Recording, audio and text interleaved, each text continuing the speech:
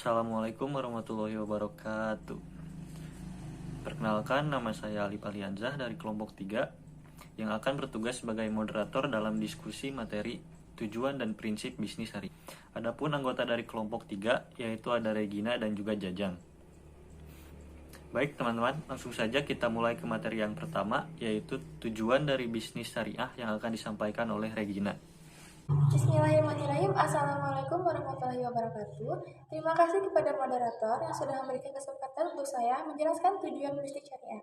Tujuan bisnis syariah pada umumnya itu sama seperti bisnis syariah. Industri-industri yang menggunakan label syariah itu memiliki tujuan berbisnis yang syariah. Tujuan bisnis syariah yang pertama adalah target hasil seperti profit materi dan benefit non materi. Tujuan bisnis syariah tidak selalu mencari profit atau qimah hadiah atau nilai materi, tetapi harus dapat memperoleh dan memberikan benefit, keuntungan, atau manfaat yang non-materi, baik bagi si pelaku bisnis sendiri maupun lingkungan yang lebih luas, seperti terciptanya suasana persaudaraan, kepedulian sosial, dan sebagainya. Di samping untuk mencari qimah madiyah, juga harus ada orientasi lainnya, yaitu qimah khuluqiyah dan ruhiyah. Yang kedua adalah pertumbuhan. Jika profit materi dan benefit non-materi telah diraih, maka diupayakan pertumbuhan atau kenaikan akan terus-menerus meningkat setiap tahunnya. Dari profit dan benefit tersebut, upaya pertumbuhan ini tentu dalam koridor syariah. Misalnya dalam meningkatkan jumlah produksi seiring dengan perluasan pasar dan peningkatan inovasi agar bisa menghasilkan produk baru dan sebagainya. Yang ketiga adalah keberlangsungan. Pencapaian target hasil dan pertumbuhan terus diupayakan keberlangsungannya dalam kurun waktu yang cukup lama dan menjaga keberlangsungan itu di dalam koridor syariat Islam. Yang keempat adalah keberkahan dari Allah Subhanahu wa Ta'ala. Faktor keberkahan atau upaya menggapai ridho Allah merupakan puncak kebahagiaan hidup setiap umat Muslim. Para pengelola bisnis harus memantau orientasi keberkahan ini menjadi visi dalam bisnisnya, agar senantiasa dalam kegiatan bisnis selalu berada dalam kendali syariat dan diraihnya keridhaan Allah Subhanahu wa Ta'ala. Terima kasih, saya kembalikan ke moderator. Terima kasih kepada Regina yang telah menyampaikan tujuan dari bisnis syariah. Yang selanjutnya, prinsip dari bisnis syariah yang akan disampaikan oleh Jajang. Bismillahirrahmanirrahim. Assalamualaikum warahmatullahi wabarakatuh. Saya akan melanjutkan pemaparan materi yang telah disampaikan oleh saudari Regina, yang mana saudari Regina telah menyampaikan tujuan bisnis syariah, dan saya akan melanjutkan yang kedua, yaitu prinsip bisnis syariah. Nah, prinsip bisnis syariah ini terdiri dari 5 prinsip. Nah, yang pertama ada prinsip tauhid. Yang kedua ada keseimbangan. Yang ketiga ada kehendak bebas. Yang keempat ada tanggung jawab. Dan yang kelima ihsan atau kebijakan atau kebajikan. Nah, yang pertama tauhid. Tauhid yaitu mengantarkan manusia pada pengakuan akan keesaan Allah selaku Tuhan semesta alam. Dalam kandungannya meyakini bahwa segala sesuatu yang ada di alam ini bersumber dan akan berakhir kepadanya. Dialah pemilik mutlak dan absolut atas semua yang diciptakannya. Itu sudah jelas bahwa sesuatu yang terjadi di alam ini memang memang ini ciptaan yang maha kuasa gitu. Dan kita itu tidak bisa memungkiri semua itu. Oleh sebab itu segala aktivitas khususnya dalam muamalah dan bisnis manusia harus mengikuti aturan-aturan yang ada, jangan sampai menyalahi batasan-batasan yang telah ditetapkan. Nah, yang kedua keseimbangan atau equilibrium. Nah, merupakan konsep yang menunjukkan adanya keadilan sosial bagi sesama pelaku usaha bisnis. Nah, ini sangat penting karena kita sesama pembisnis harus menunjukkan keadilan, harus bersaing dengan benar dan tidak ada yang namanya kecurangan. Karena kalau kita berbuat curang, pasti di dalam bisnis kalau kita berbuat curang maka suatu saat nanti kita akan merasakan apa yang kita perbuat. Nah itu.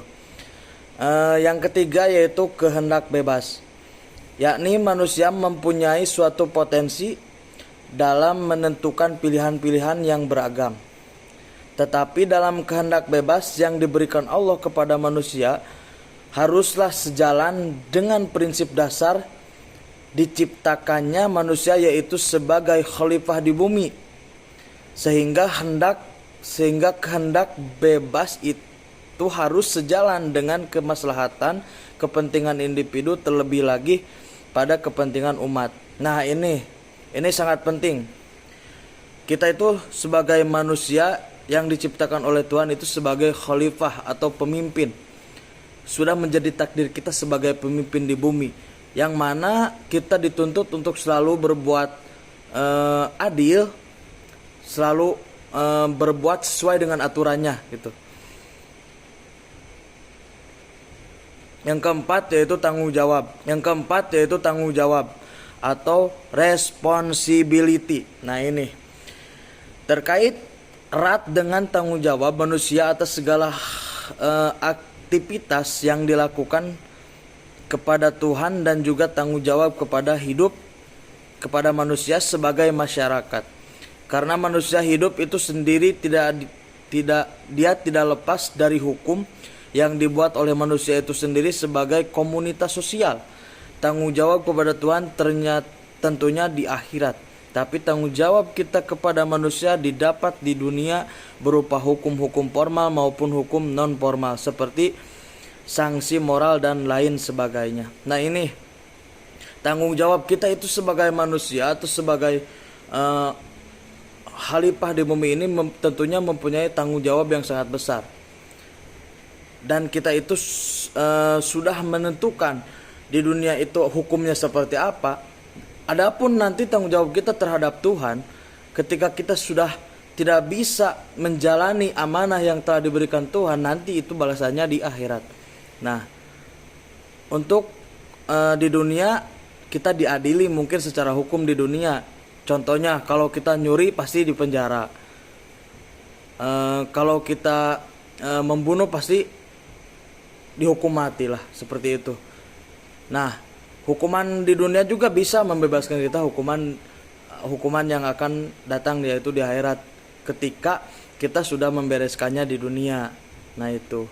Tapi tidak terlepas dari tanggung jawab kita terhadap Tuhan. Nah, itu kita sebagai insan mempunyai tanggung jawab yang memang kita ini manusia itu makhluk yang paling sempurna yang diciptakan Allah. Kita diberikan pemikiran atau diberikan nafsu atau diberikan hati nurani agar kita berlaku atau bertingkah itu sesuai dengan aturan yang telah ditetapkan oleh Allah maupun oleh manusia itu sendiri. Nah, itu. Yang kelima, ihsan atau kebajikan atau benevolensi. Nah, ini ihsan adalah kehendak untuk melakukan kebajikan hati dan meletakkan bisnis pada tujuan berbuat kebaikan. Nah, itu tentunya kita melakukan bisnis atau membuat bisnis itu pasti punya tujuannya. Tujuan kita untuk apa? Dan yang paling penting kita mengutamakan untuk kebaikan. Entah itu untuk kebaikan diri kita atau kebaikan orang sekitar atau kebaikan orang banyak. Nah, itu dalam segi berbisnis kita itu memakmurkan diri dan memakmurkan orang. Nah, itu tujuan yang paling baik dalam berbisnis itu kita harus saling toleran. Tidak boleh ada yang namanya persaingan bisnis secara tidak sehat atau di luar aturan-aturan yang telah ditentukan. Nah, itu perlunya kita mempunyai dasar-dasar prinsip-prinsip tujuan prinsip bisnis syariah ini. Nah, itu sangat diperlukan agar kita mempunyai pegangan atau mempunyai acuan bagaimana cara melakukan atau melaksanakan bisnis yang baik dan benar. Mungkin cukup sekian. Terima kasih atas waktu yang telah diberikan. Semoga kita mendapatkan manfaat dan kita mendapatkan ilmu yang mudah-mudahan kita semua mudah-mudahan kita juga bisa mengamalkan ilmu tersebut. Wabillahi taufiq wal hidayah. Assalamualaikum warahmatullahi wabarakatuh. Nah, Itu tadi adalah materi tentang tujuan dan prinsip dari bisnis syariah. Terima kasih kepada Regina dan juga Jajang yang telah menyampaikan materi dengan baik. Jadi, bisnis syariah itu merupakan implementasi atau bisa disebut juga dengan perwujudan dari aturan syariat Allah Subhanahu wa taala. Salah satu tujuan dari bisnis syariah adalah mencari keberkahan dan ridho dari Allah. Untuk mencapai tujuan tersebut, maka segala sesuatu itu harus sudah jelas sejak awal dan diniatkan untuk kebaikan. Demikian presentasi dari kelompok 3. Mohon maaf atas kekurangannya dan terima kasih atas perhatiannya. Mari kita tutup kegiatan presentasi kali ini dengan mengucapkan hamdalah bersama-sama. Alhamdulillahirrabbilalamin. Saya selaku moderator pamit undur diri. Wabillahi taufiq wal hidayah. Wassalamualaikum warahmatullahi wabarakatuh.